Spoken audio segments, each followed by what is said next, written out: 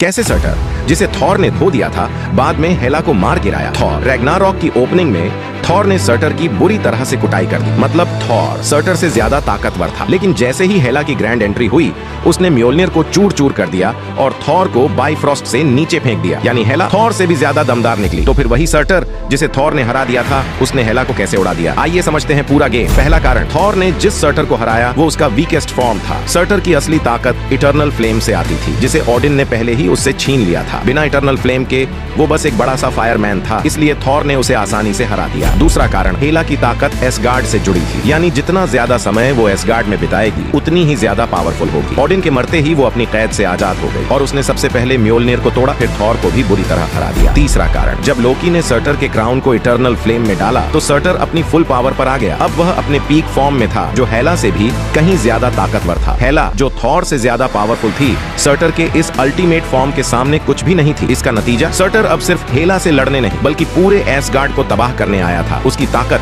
अब हेला के स्तर से कहीं ऊपर थी, इसलिए वो उसे एक झटके में खत्म कर सका।